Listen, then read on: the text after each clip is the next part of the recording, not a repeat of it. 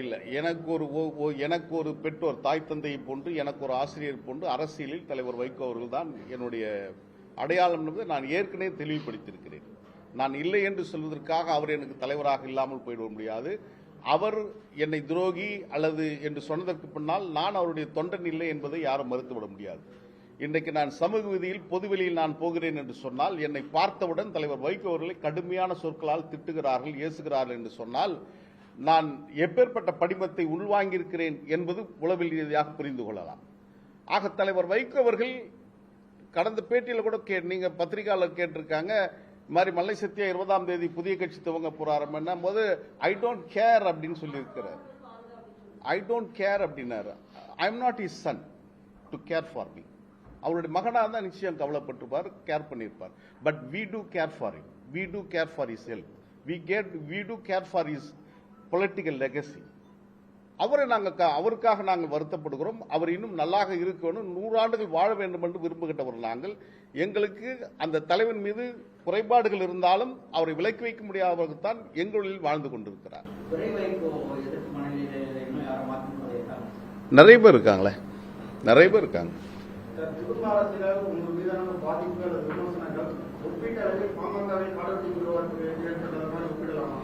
நீங்க பாமகவுடைய தலைவர் ஐயா மருத்துவர் ஐயா ராமதாஸ் அவர்கள் அதுல சிங்கம் போல எழுந்து நின்றார்.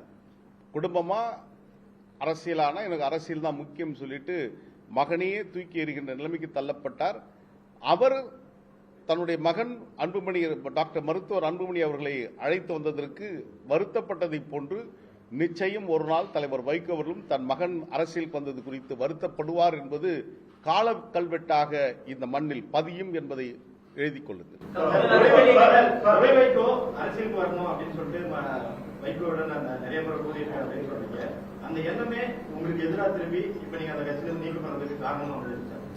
ஆமா, அது ஏன்னா தலைவர் வைகோவை பொறுத்தவரையில் மேடைதோறும் இந்த அரசியல் குறித்து பேசியிருக்கிறார். குடும்ப அரசியல், வாரிசு அரசியல் குறித்து பக்கம் பக்கமாக பேசியிருக்கிறார். பல மணி நேரம் இது குறித்து விவாதித்திருக்கிறார்.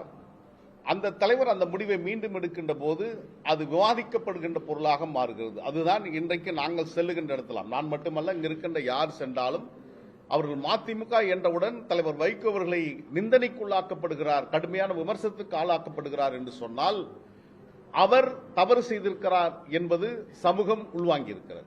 எனவே அந்த இதில்தான் நானும் பாதிக்கப்பட்டிருக்கிறேன் என்பதில் நான் மறைப்பதற்கில்லை. நிச்சயமாக தலைவர் வைகோவுடைய மகனின் அரசியலுக்காகத்தான் நான் பலிகடாகப்பட்டிருக்கிறேன் என்பதில் மறைவில்லை.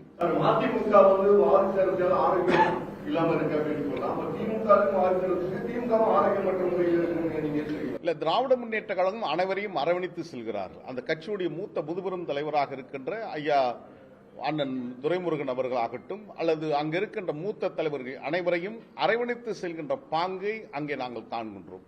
இங்கு அது ஒரே ஒரு துளி கூட இங்கு இல்லை என்பது நிதர்சனமான உண்மை. அப்படி அரவணைத்து செல்கின்ற பாங்கு துரைக்கு இருக்குமே, ஆனால் நான் அவருக்கு வணக்கம் பண்ணணும் வேணும்னு கூட நினைப்பேன். ஆனால் என்னை பார்க்காமல் அவருடைய முகத்தை திருப்பின்னு ஓடுவார். அவர் ஒரு அரசியல் படுத்தப்படாத ஜனநாயக பண்புகள் சிறிது கூட இல்லாத ஒரு மனிதராக தலைவர் வைகோ உருவாக்கி இருக்கிறார் என்பது கவலைக்குரிய ஒன்றுதான். எங்களை ஜனநாயகப்படுத்திய தலைவர் வைகோ அவர்கள், எங்களை அரசியல்படுத்திய தலைவர் வைகோ அவர்கள் தன் மகனுக்கு அதை போதிக்கவில்லை என்பது கவலைக்குரிய ஒன்று, துரதிருஷ்டத்திற்கு ஒன்று.